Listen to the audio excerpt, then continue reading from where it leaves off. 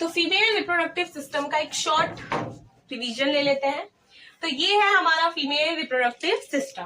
तो पहले हमारे फीमेल रिप्रोडक्टिव सिस्टम में प्राइमरी सेक्स ऑर्गन के बारे में जान लेते हैं, जो एग का फॉर्मेशन करता है या फिर ओवा का फॉर्मेशन करता है।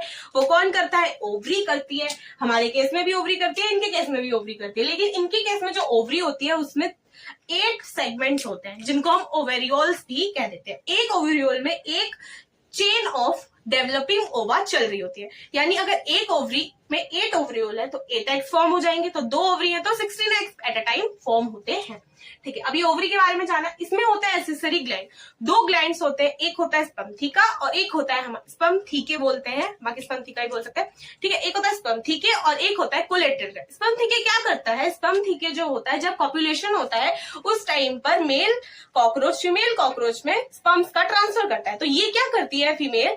ये उन स्पर्म्स की स्टोरेज, तो ये स्पर्म थीके क्या करता है? इन स्पर्म्स की स्टोरेज कर लेता है। ठीक है, तो इसीलिए इसका नाम क्या हो गया? स्पर्म थीके हो गया। ओके, फिर आता है हमारा कोलेट्रियल ग्लैंड। कोलेट्रियल ग्लैंड जो होता है ये एक ममता का वो देता है, क्या कहते हैं, संदेश देता है कि माँ होती है। जैसे कि अगर हम, जैसे हमारे में तो एक बेबी फॉर्म होता है, मतलब हम जो होते हैं एक बेबी को बर्थ देते हैं, लेकिन ये कॉकरोच के केस में बेबी को नहीं देती है, ये क्या करती है? एग्स को देती है। तो इसीलिए अपने एग्स को बचाने के लिए कि कहीं भी आगे पिछल कुचल ना जाए, इसलिए ये क्या करती है? एग केस का फॉर्मेशन कर देती है, ताकि क्या रहे? एग प्रोटेक्ट रहे।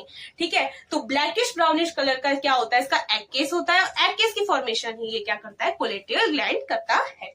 ठीक है, तो ये हो गया इसके एक्सेसरी ग्लैंड्स। अब मैंने बताया कि ओवरी ने तो फॉर्म कर दिए ओवा। ठीक है, तो अब ओवा ट्रांसफर भी तो होंगे, एग ट्रांसफर भी तो होंगे।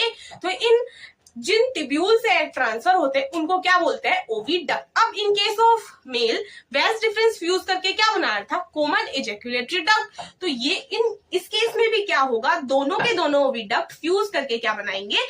वेजाइना या फिर फीमेल गोनोपोर। वहां पर मेल गोनोपोर बना देते, यहाँ फीमेल गोनोपोर बना रहे हैं। ठीक है, अब क्या होगा?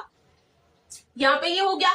अब ये है, ये क्या है? ये जेनाइटल पाउच है। किसका? Female genital pouch. इसमें 3 ओपनिंग्स होती है, जैसे मेल में 3 ओपनिंग्स थी, यहाँ पे भी 3 ओपनिंग्स है। किस किस की? एक तो ये स्पर्म थीके की, एक ये वेजाइना की और ये कोलेट्रियल ग्लैंड की। तो यहाँ पे क्या हो गई? 3 ओपनिंग्स हो गई। और अगर ओवरी का लोकेशन आता है तो ये क्या होती है? 2 to 6 सेगमेंट ऑफ एब्डोमेन में लोकेट होती है।